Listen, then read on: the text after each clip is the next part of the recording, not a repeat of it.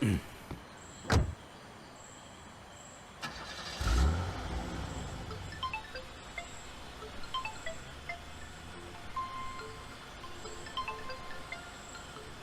സുമി, എവിടെ ഇപ്പോ?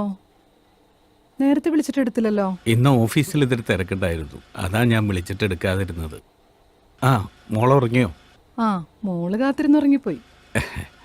അത് സാരമില്ല, അവൾക്ക് ഞാൻ നല്ലൊരു സർപ്രൈസ് ഗിഫ്റ്റ് വാങ്ങിച്ചിട്ടുണ്ട്.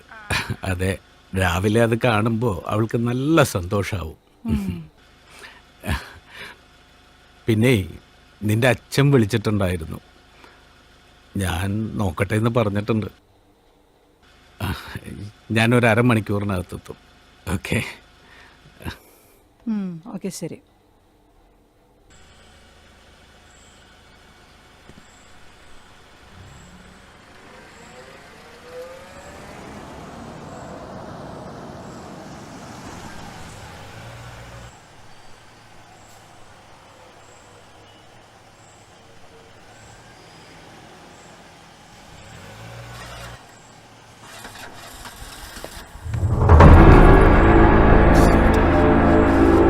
സാറേ,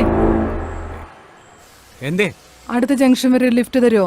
no no no no, please sir, അടുത്ത ജംഗ്ഷൻ ഇറങ്ങിക്കോളാം. ഒന്ന് പോയിടും. ഒന്ന് ഹെൽപ്പ് ചെയ്യ് പ്ലീസ് സാർ, പ്ലീസ്.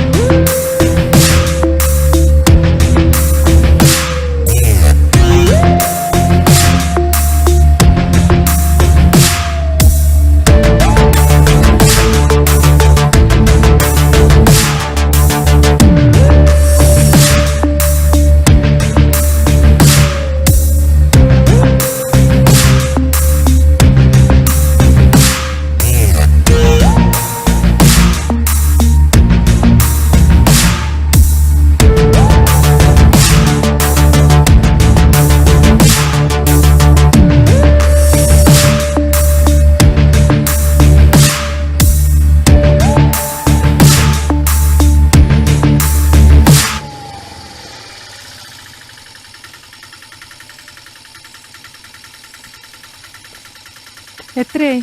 100 രൂപ. ദാ.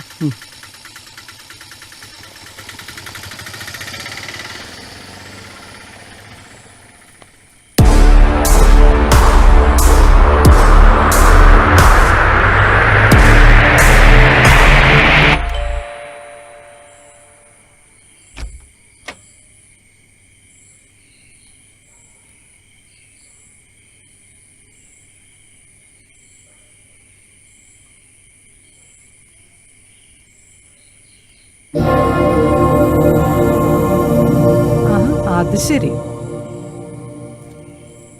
ഗിഫ്റ്റുമായിട്ട് അരമണിക്കൂറിനുള്ളിൽ വരാന്ന് പറഞ്ഞിട്ട് ഇതോടെ വെച്ചിട്ട് ആളങ്ങോട്ട് മുങ്ങി. അതെങ്ങനെയാ? ക്ലബിൽ പോയി 2 എണ്ണം അടിക്കാതെ ഉറക്കം വരില്ലല്ലോ.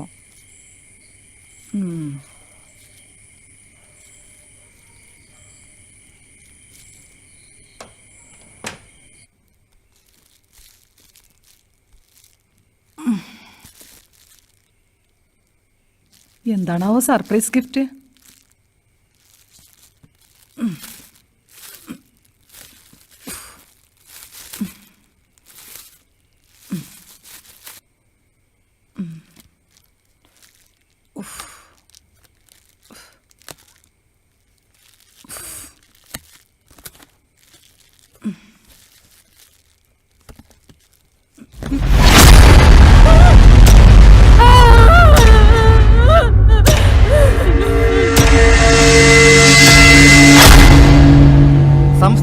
നൽകിയ കൊലപാതക പരമ്പര.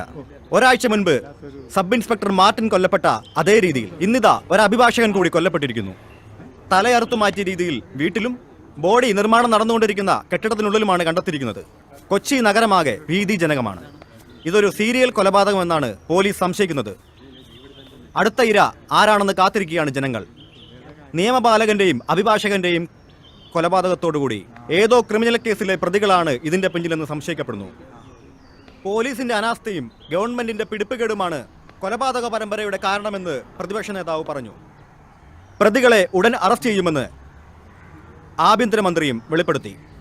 കേസ് അന്വേഷണത്തിന് ചുക്കാൻ പിടിക്കുന്ന SP സതീഷ് മിശ്രയോട് കാര്യങ്ങൾ ചോദിച്ചറിയാം.